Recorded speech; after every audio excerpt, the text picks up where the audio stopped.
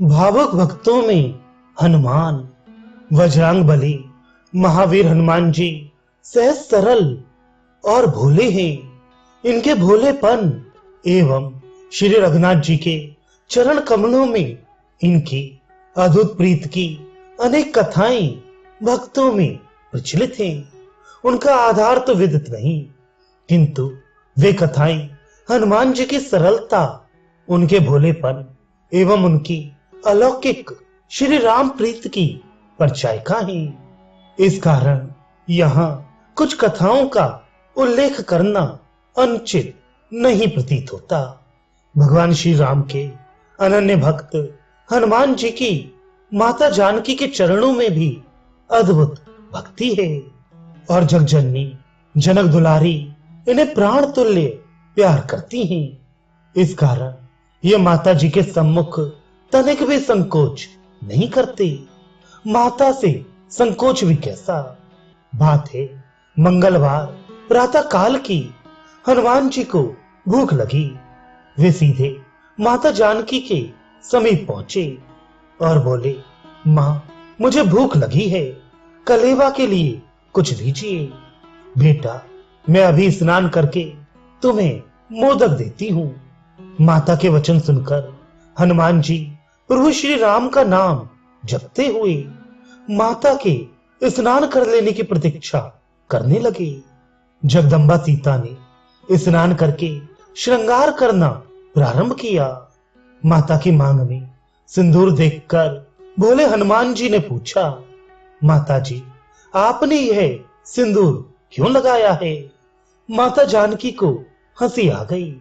हंसते हुए उन्होंने हनुमान जी को उत्तर दिया जैसे वे छोटे अबोध शिशु को बहला रही हों। बोली, इस लाल सिंदूर को लगाने से तुम्हारे स्वामी की आयु में वृद्धि होती है। सिंदूर लगाने से मेरे स्वामी की आयु बढ़ती है।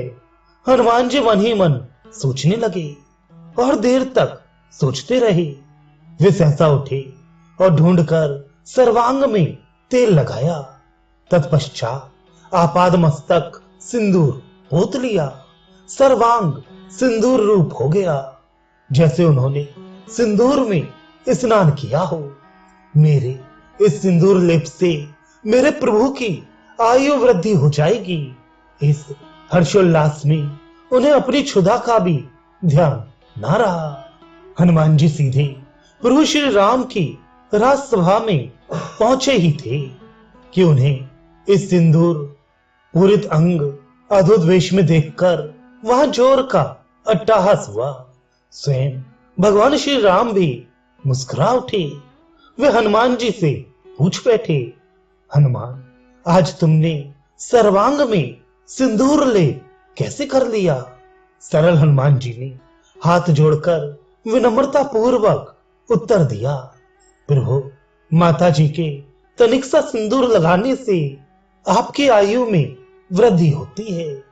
ये जानकर आपकी अत्याधिक आयु वृद्धि के लिए मैंने समूचे शरीर में सिंदूर लगाना प्रारंभ कर दिया है। श्री राघव हनुमान जी के सरल भाव पर मुग्ध हो गए। उन्होंने घोषणा कर दी, आज मंगलवार है। इस दिन जो मेरे अनन्य प्रीत भाजन महावीर हनुमान को तेल और सिंदूर चढ़ाएंगे, उन्हें मेरी प्रसन्नता प्राप्त होगी और उनकी समस्त कामनाओं की पूर्ति हो जाया करेगी। पवन आत्मज ने प्रभु के दोनों चरण कमलों को पकड़ लिया। अतुलित बलधाम श्री हनुमान जी विद्या बुद्धि संपन्न तो है ही, वे निरंतर भगवान श्री राम की सेवा में ही संलग्न रहना चाहते थे। प्रभु की सेवा में ही उन्हें सुख शांति का अनुभव होता। सेवा के लिए वे प्रतिक्षण अवसर देखा करते। प्रभु की कोई आवश्यकता हो तो प्रभु कोई भी आज्ञा प्रदान करे, उसके लिए हनुमान जी सदा सजग, सावधान और तत्पर रहते थे। प्रभु की सेवा के लिए वे पृथ्वी ही नहीं, आकाश और पाताल में भी चले जाने के लिए सदा प्रस्तुत रहते थे।